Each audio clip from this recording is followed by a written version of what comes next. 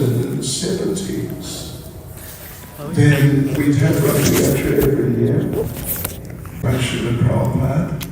And then there was Jagannath Baladev and Subhadra Devi, also to my knowledge, installed by Prabhupada. And when there was Rath Yatra, when there was going to be Rath Yatra, then we'd do the Snan Yatra festival. The deities would go out to Bhaktivedanta Mana, and I guess they still do. I don't know. I haven't been there for Rath Yatra since, for more than about 45 years or so. But I do remember vividly that Jagannath Baladev and Subhadra Devi, they would go out to Bhaktivedanta Mana, and they'd have a big bathing festival, something like this. 2 weeks before the Rath Yatra, that's the normal practice. Here, it's just a week before, basically. Anyway, that's okay. So 2 weeks before, the Snan Yatra would take place at Bhaktivedanta Mana, and it was a big event like here. And then the thing was that then Jagannath Baladev and Subhadra Devi would get sick. They would get transcendental colds. Oh yeah. And so they'd go up, they would stay, maybe it's still like this now, like I say, I'm out of touch with things there, but in those days they would go up to Srila Prabhupada's rooms, and they would stay in Srila Prabhupada's rooms for 2 weeks. And some of the time I was staying in the central London temple, but later on, from 76 onwards, I was based in Bhaktivedanta Mana, so the Jagannath deities would get sick, and the devotees would do also, particularly two particular types of special things, special services. The first service was that Jagannath Baladev and Subhadra Devi would get so many get-well cards. Oh boy, it was just full of get-well cards. Really nice, because Krishna consciousness is personal. There's nothing impersonal about Krishna consciousness. Even the Brahman effulgence is the effulgence of Krishna's transcendental body. So it's also not exactly impersonal in that sense. Yeah, so to deal with Krishna in personal ways, that is the right thing to do. Not just to be sort of formulaic. Of course, we've got to do things right and avoid doing things wrong. Because if you do wrong things, then some offense may be there. We don't want to offend. But yeah, so the devotees would be really personal. And you get all these get-well cards. Some bought from the shop, and some just personally designed by hand, with all these messages, and some of them very sweet messages, wishing them all the best for a speedy recovery, that sort of thing. It was just wonderful. So that was one thing. And I don't know, because we do this every year here, I don't actually know. Do you do get well cards? She does, and you don't. Okay. Anyway, I leave it with you, but it is acceptable, and it's actually very nice to either do yourself or buy one with, some message, get well message and sign it. But my suggestion is you do that. And you come along and you get your card personally delivered and shown to them and then placed there by them. I think that'd be nice. And then the second thing is the devotees would prepare all different types of potions, if you know what I mean. Different drinks, like medicinal drinks for Jagannath Baladev and Subhadra Devi. There was so much ginger tea. Oh yeah. All variations of ginger tea. It was amazing. And some even prepared, it was a special London sort of tradition, you could say. I remember the first time I got a cold when I was living there in 1973. It was still winter, January, I moved into the temple. And anyway, a couple of months later I got a cold because we were going out on Harinam every morning around 9 o'clock, come back for lunch at 1, and go back out at 2, and come back at 6. This was our program. It was just Harinam. And London is, pretty cold in winter. It's not like Russia, but still, it's pretty cold. You get snow occasionally, and we would just go out. And in fact, George Harrison said that one of the things that really impressed him about the devotees in London and inspired him to actually go and visit them in London was that even when there was snow there in central London, the devotees were out doing Harinam. So anyway, that's sort of by the way. So when I first got a cold, it wasn't that serious, but it was there, it was something. So the devotees made a special potion. It was called Brahmastra juice. And it was the juice of green chilies with ginger juice with the addition of sort of like minced red chilies. Wow. It was the most powerful thing I ever tasted. And they said that if you can finish a whole cup, then you are a real brahmachari. I don't know if I finished the cup or not, but wow. It was just shocking to the system. And you'd have to wait for a couple of minutes in between mouthfuls. So the Jagannath deities got all these variations on Brahmastra juice.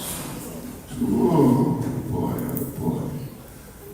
Some of them have honey, but the real purists, they make them without honey.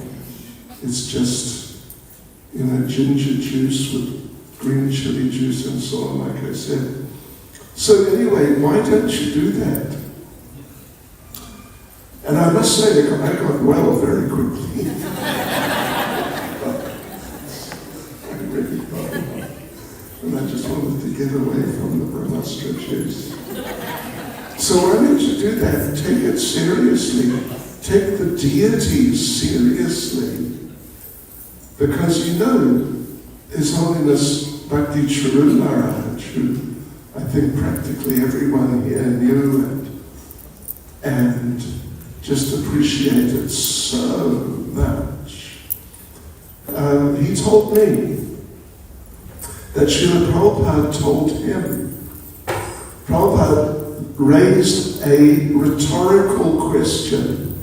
Means a question which is not really, it's not a real question, but just for the sake of, discussion, you present a question. The question was, what is Krishna consciousness? So Prabhupada presented that to Bhakti Charu Maharaj when they were on their own together. What is Krishna consciousness? And then Srila Prabhupada answered the question himself. And he said, Krishna consciousness means developing a personal relationship with Krishna, disguised as a process. This is what Prabhupada said. That it's the development of a personal relationship. That's what it is. It's not just a formula, do this, don't do that, that sort of thing. It's the development of a personal relationship, but it's disguised as a process. Like do this and don't do that, that sort of thing. And even, of course, Prabhupada referred to it as a process on numerous occasions.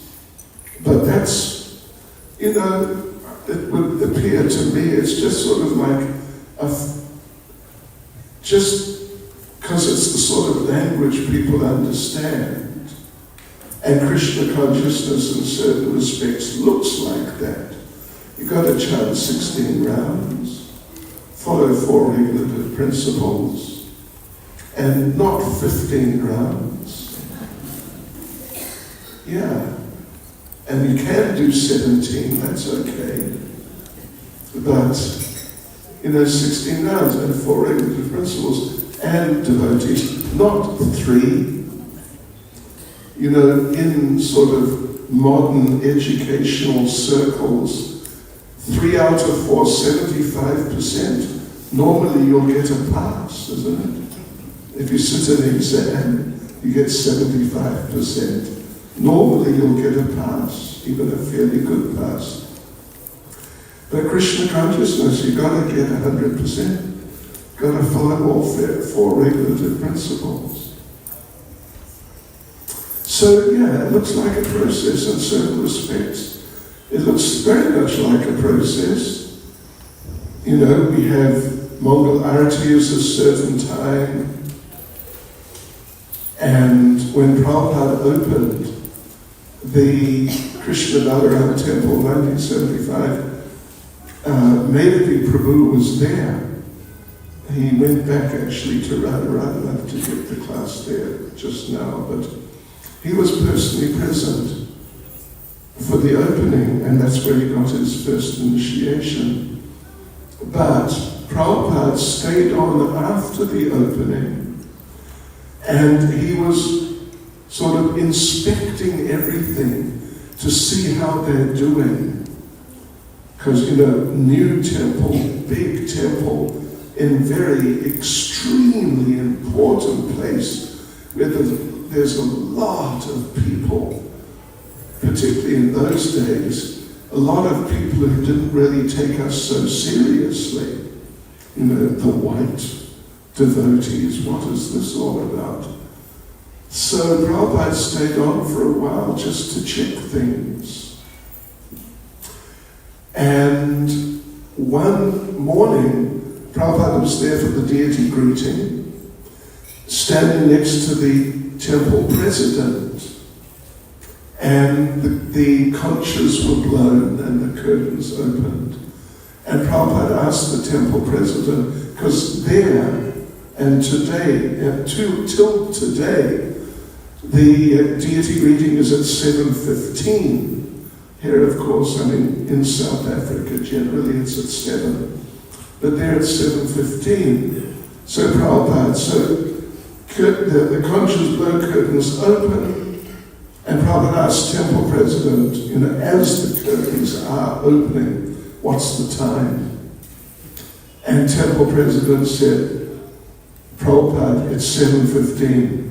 And Prabhupada said, and how many seconds? And temple president said, and 15 seconds. And Prabhupada said to him, you are 15 seconds late. So, it sounds like a process. Do this and don't do that. But like I said, we've got to do things right. We don't want to do things wrong. We really don't want to do things wrong.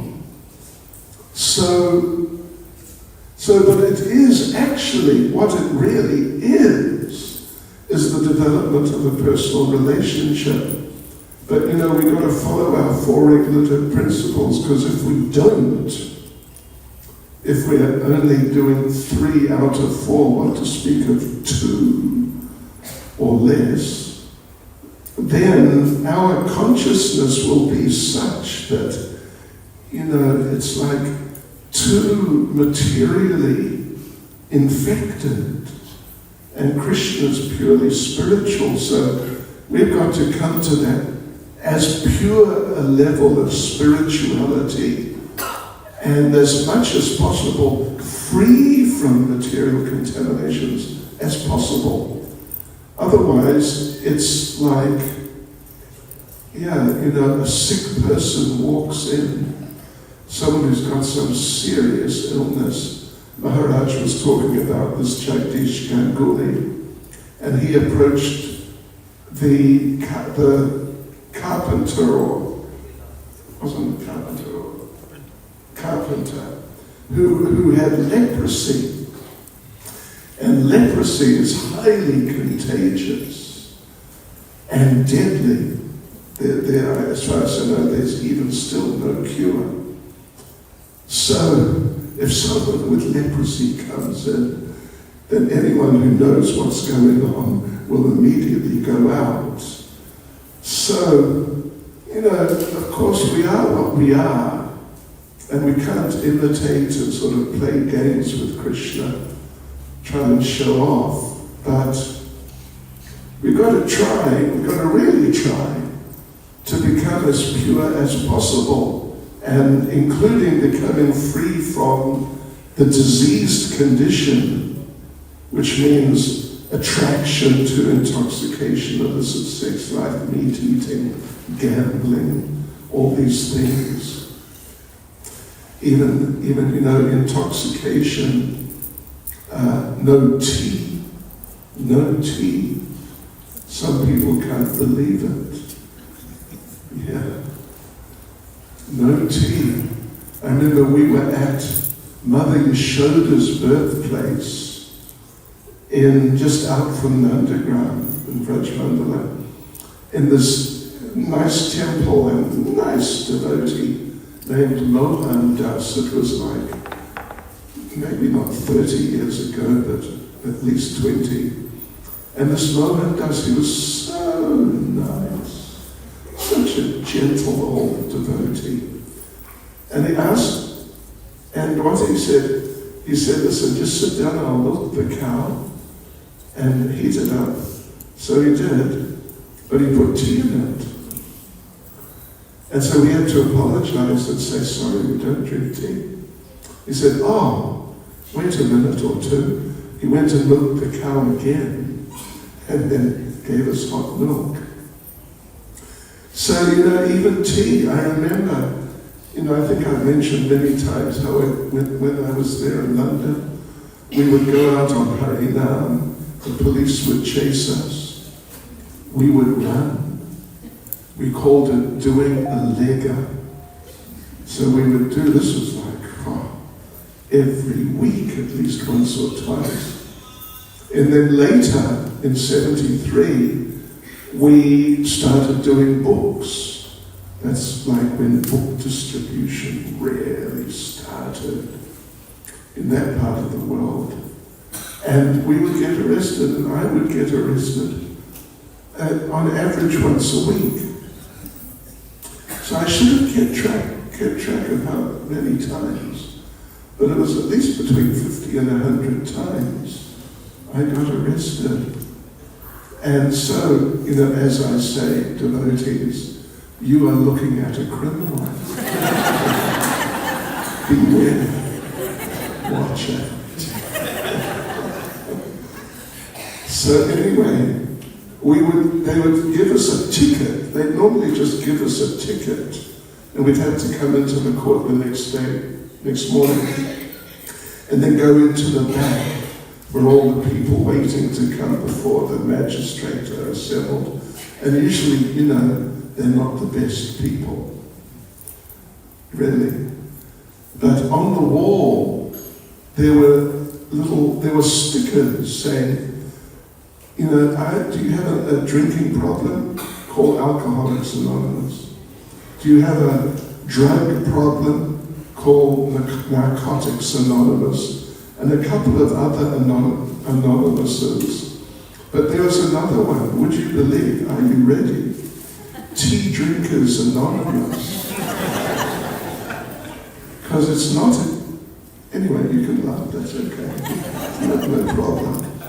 But you can get addicted, it's addictive. It's mildly addictive. And they told us that sometimes they get these little old ladies, like in their 70s and older, and they just got to have, some of them have like 35 cups of tea a day. So yeah, no tea and no coffee. Because these are contaminations. And we got to avoid that. Yeah, because they're all part of the disease, the sick and sickening condition of being a conditioned soul. So we've got to try and prepare ourselves so we can at least start approaching Krishna. But so therefore it looks like a process, but it's not just, and it's not exactly a process. It's the development of a personal relationship. So like I mentioned, you've got a week now or thereabouts. Take it personally. Now oftentimes people tell each other if someone feels offended, don't take it personally. Here we're telling you, take it personally. Take it very personally in relation to the deities, and send them a get well card. It's the digital age.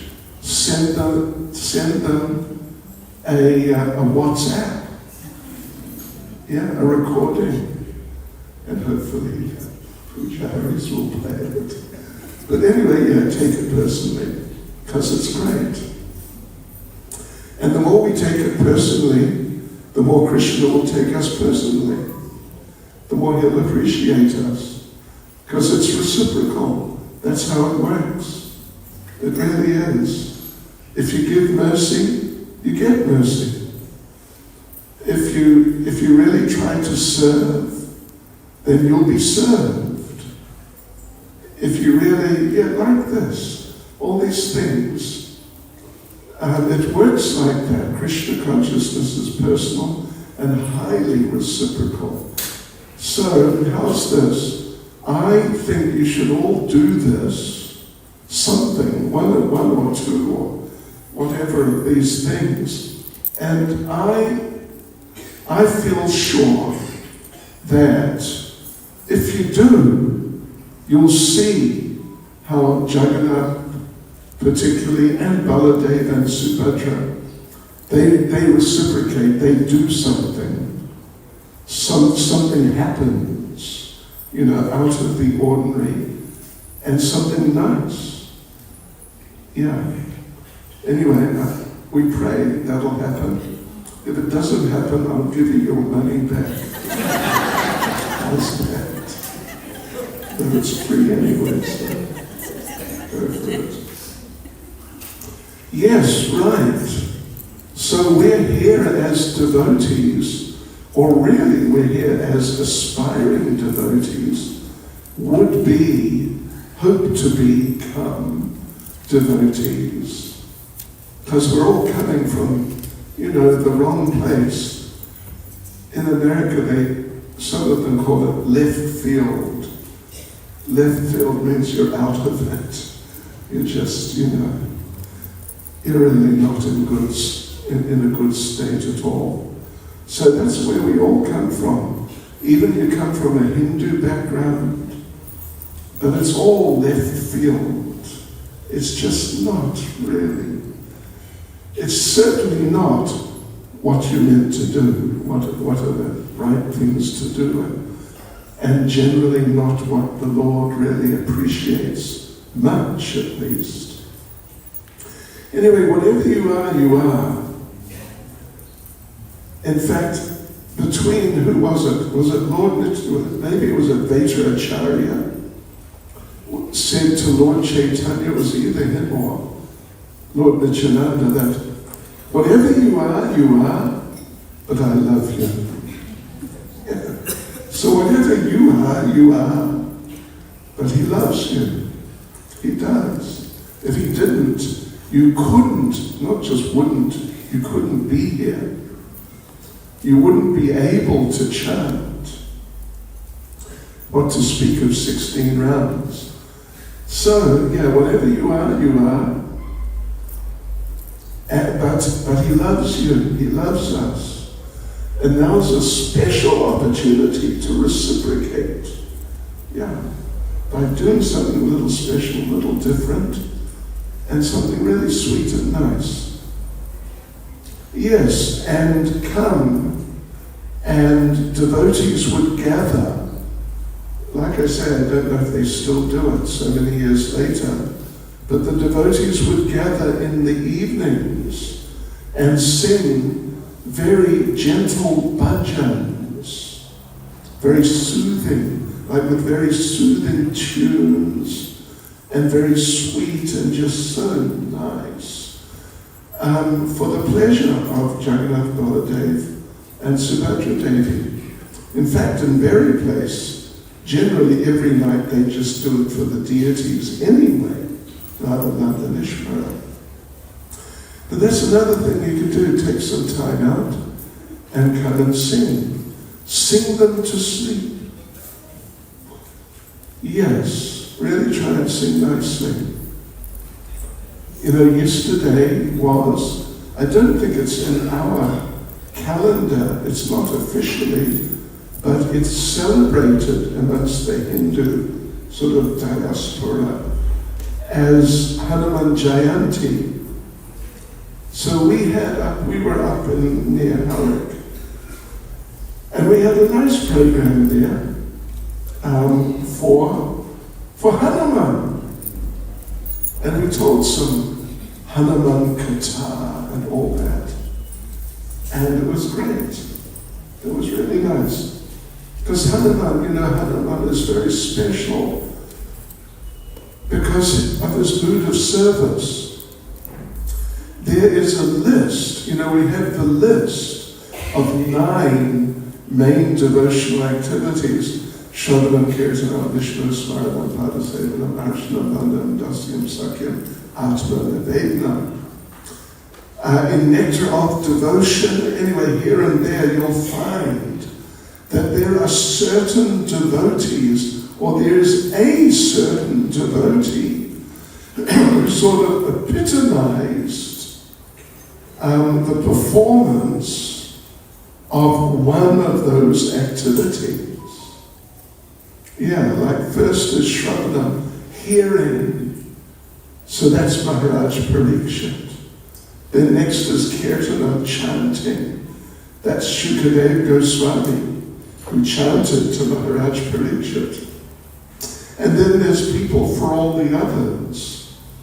And for serving, servitude, the example is Hanuman. Yeah. And this is not just sort of, some relic left over from your Hindu days or sort of regular Hindu days, but this is Krishna conscious, this is Ram conscious. So it's acceptable and it's very nice.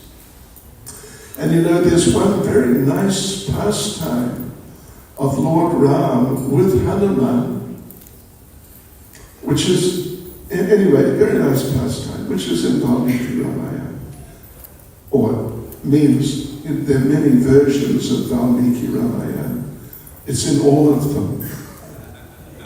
And that is that after the great battle, the killing of Ravana, the saving of Sita Devi, and all that, installing the Bishan on the throne of Lanka, after all that, everything's over basically. All the sort of excitement is over. And they're about to leave for Ayodhya. But Lord Ram decides, I have to reciprocate with everyone in my army for all that they did, how they fought, how they helped me. It all contributed to the killing of Ravana and the rescuing of Sita. So I have to reciprocate with all of them. So he called all of them, and there was really a lot, but just really a lot, millions. And one by one they came, every few seconds.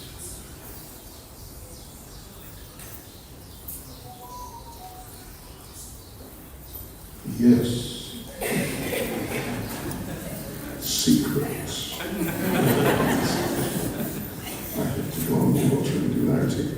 But anyway, I'll finish with this one. That is nice. So everybody got something. Something means some gold, some jewelry, some diamonds. Everyone got something like that. But Hanuman was not there. Hanuman was sort of standing back out of the way somewhere. So then Lord Ram finished. Everyone got something, he thought. But then who should appear but Hanuman? And Lord Ram said, oh, Hanuman, where were you? I've been giving out gifts and like that of appreciation, but you weren't here. And now I've given everything away. I got nothing more to give. And Hanuman said, that's okay. That's fine. Because I don't want something like that. What I want from you, you still have, and you can give it to me. So Lord Ram's sort of intrigued, and he asked, okay, well, what do you want? And Hanuman said, what I want is just the smallest, tiny little thing. It's just so tiny. But you still got it, and that's what I want. And so Ram said, come on, tell me, what do you want? And Hanuman said, all I want is your name.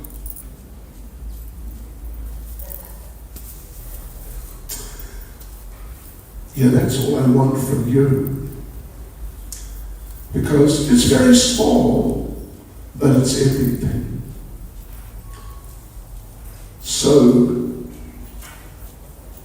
Lord Ram was very happy to give his name to Hanuman.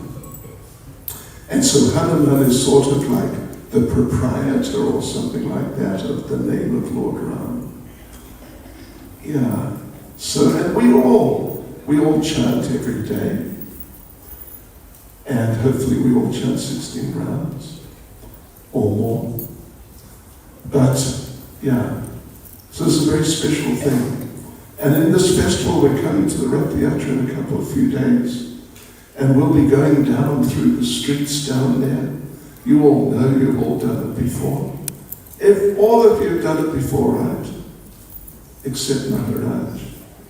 Not here at least, anyway. He'll be there with us. So yeah, really get into it because it's so special. It's so special. Hanuman felt, I just don't want anything else. Just give me your name, that's all. Ram. And I'll be happy. And anyway, it's everything. So, what can I say? So there you go, devotees. Try and take it seriously. Try and do some service. Give a card, give some, I don't know about Brahmastra juice, because then it'll be Mahaprasad and you'll have to drink it. I said, look, I will wake you up. But do something like that and come and sing. Yeah, I don't know what time, but come in the evening and sing. And Hare Krishna.